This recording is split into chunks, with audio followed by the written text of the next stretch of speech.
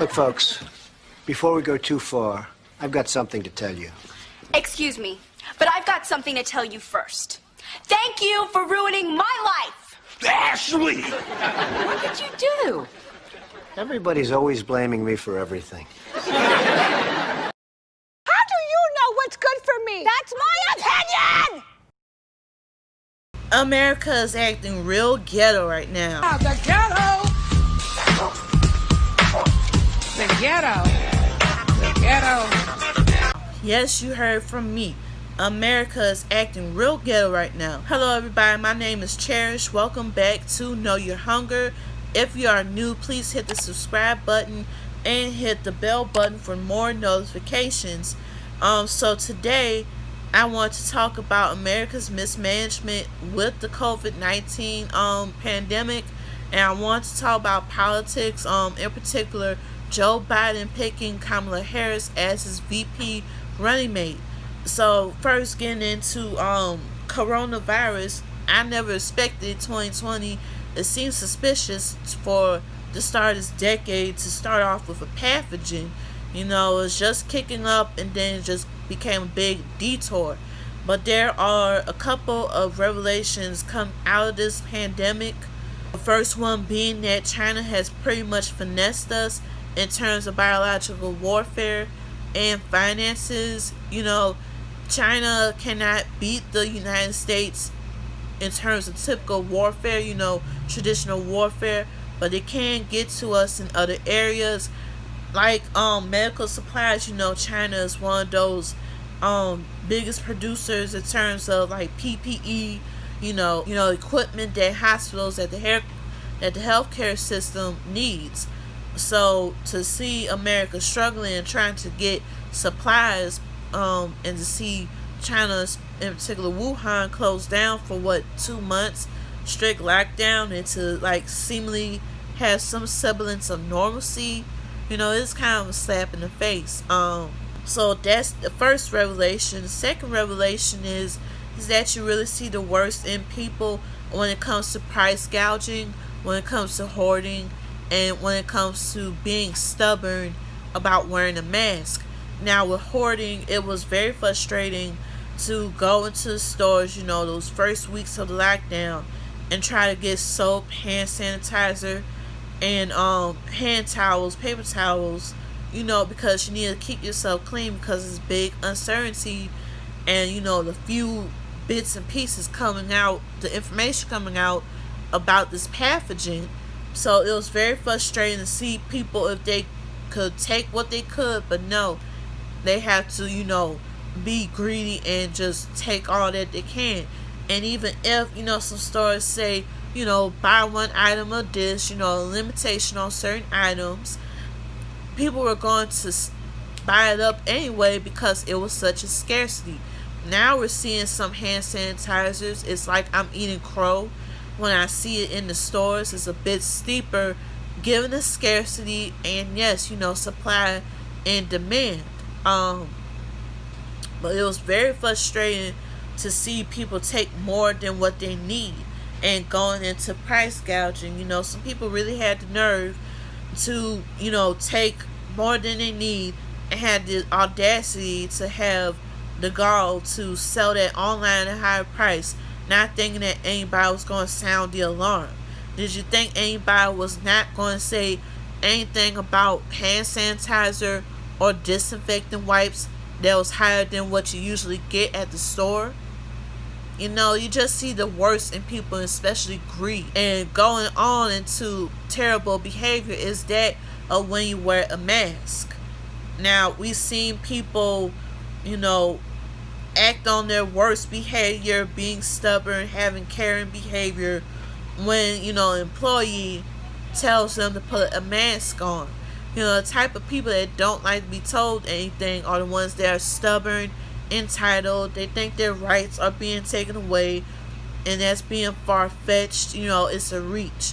It's no different than in the pre-COVID-19 world where you had to have shoes on, you had to have a shirt on, or no service.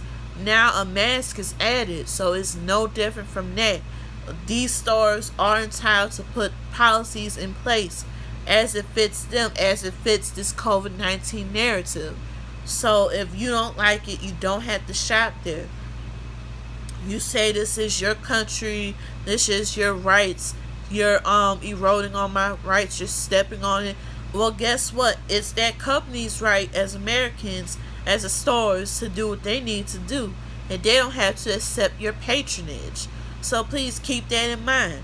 You should want to wear a mask, to keep the people that stock up your groceries, that make sure that your needs are in place for you to get and to buy. You should want to do that. And speaking of employees, another revelation is that those jobs that we looked down upon, that had a funky odor to some of us, we now see as the key word essential. We see the fast food workers, we see the Walmart employees, grocery store employees, people that do gig jobs like Grubhub, Domino's, DoorDash, they have the sort, Postmates, places like that are now being highlighted as those that are essential.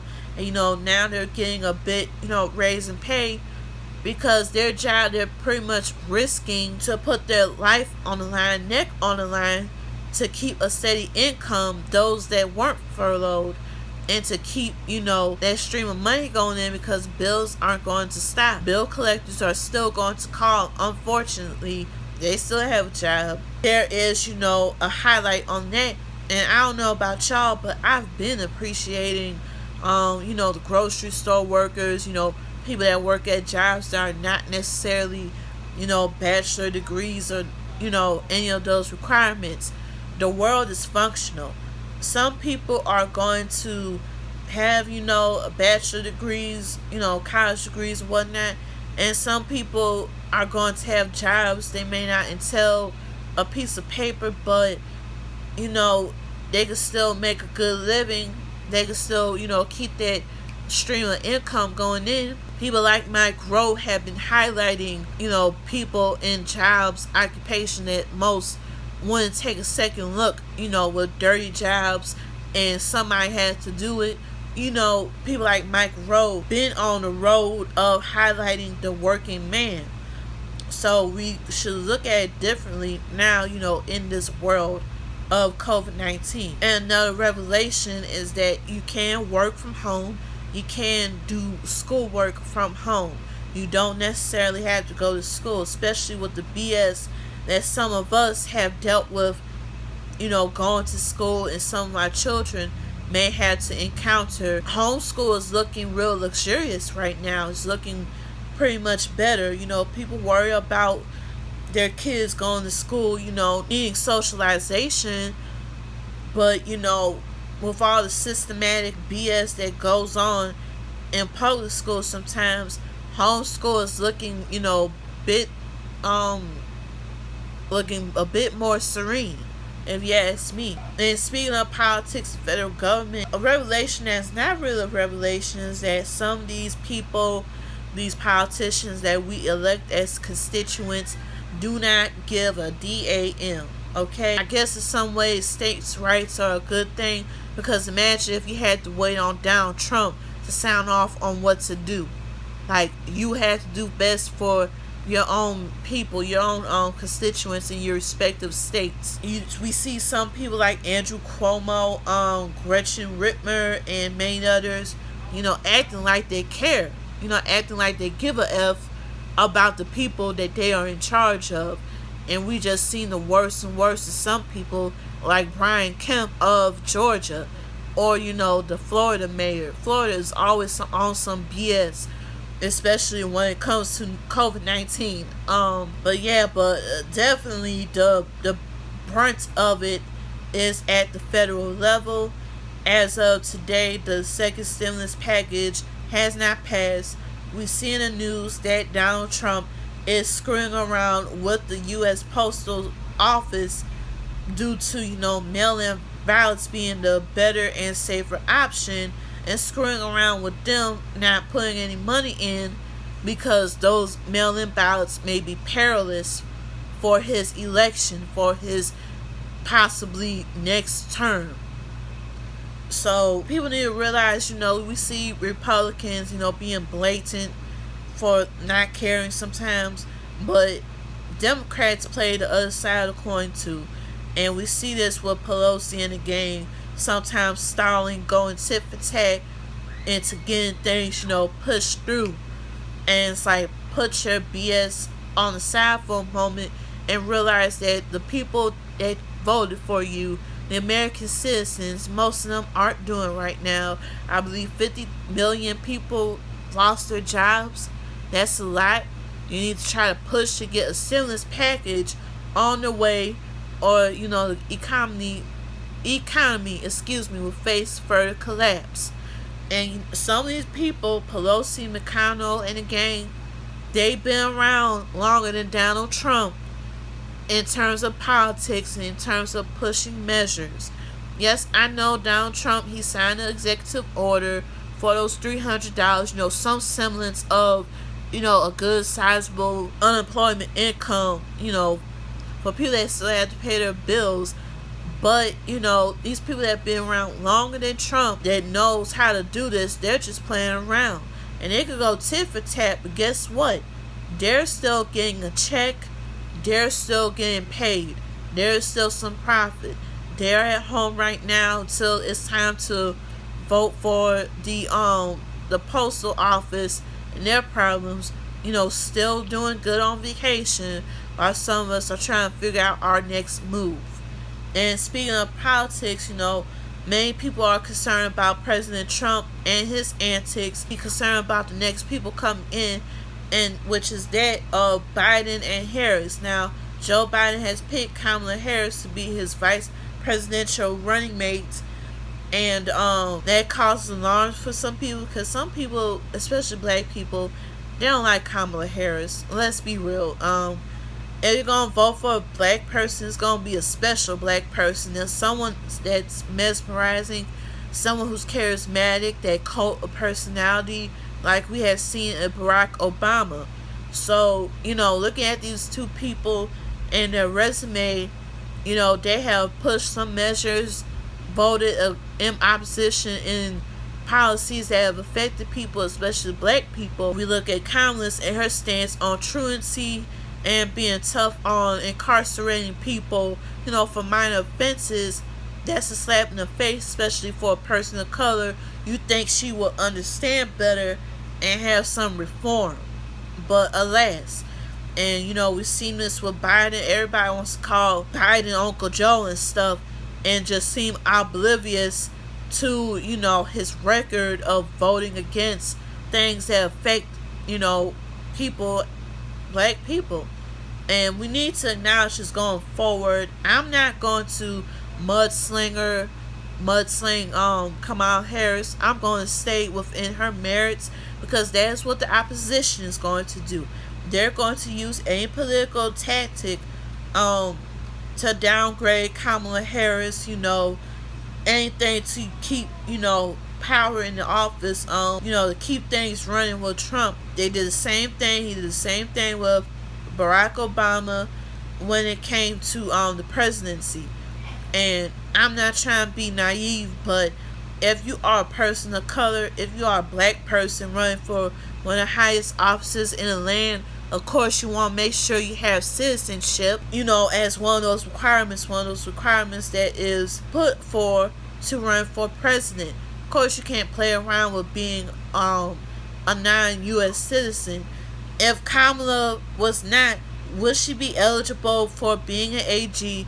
Would she be eligible for being a U.S. senator? No, but it don't matter. The opposition always wants to discredit people's U.S. eligibility, as if some of them, may be lurking in the shadows with their citizenship. Nobody wants to question, Trump's, nobody wants to question other people, but when it comes to those who are POC, it's a problem. The whole array of candidates who are running as Democrats were pretty much dry, pretty much stale, not exciting at all.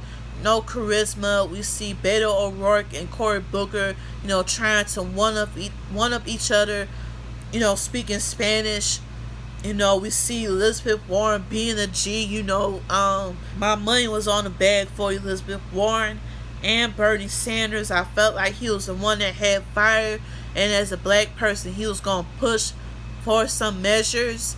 Tulsi Gabbard, you know, was honest, but she probably wasn't, you know, as out there as they need to be for a VP running mate. And just pretty dry. And I felt like Kamala and Pete Buttigieg, another former Democratic candidate, they were both playing identity politics. You know, Buttigieg was toting around his husband, and everybody was so mesmerized by that. Meanwhile, he couldn't get his stuff together at South Bend in the boondocks. And it's like, stop throwing it in my face about you, you know, being, you know, your sexuality, or with Harris, you know, you being Indian, Jamaican. Wow, she's black. She's half this. She's Dalmatian. She's that.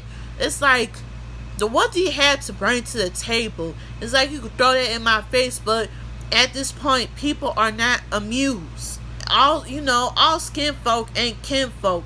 All black people are not just gonna vote for somebody because they're black. I'm gonna leave it out with this. Come November, you choose the America that you want, and I'm not going to do ancestral gaslighting on people that don't vote at all, because at this point you're looking at pretty much lesser of two evils. And if you don't want that on your conscience, that's fine. If you don't vote, okay, you know, there's still going to be a pick. If you don't like the projection of where this country is going, you may vote for Joe Biden and Kamala Harris. I do think that Kamala Harris will demolish VP Mike Pence. Excuse me. I do think that she could get on him with that. I do find something that Kamala went in on Biden when it came to policies that he opposed, like, you know, busing and whatnot, and, you know, being endgame, like, oh, that child that you voted against, that child was me. But it's like, you know, it must be nice to have Kamala on your side. You know, you gotta do what's best. But yeah, thank you so much for watching this video. If you enjoyed this video, please give it a like, comment, and subscribe. Remember, the future has potential, and I will see you next time.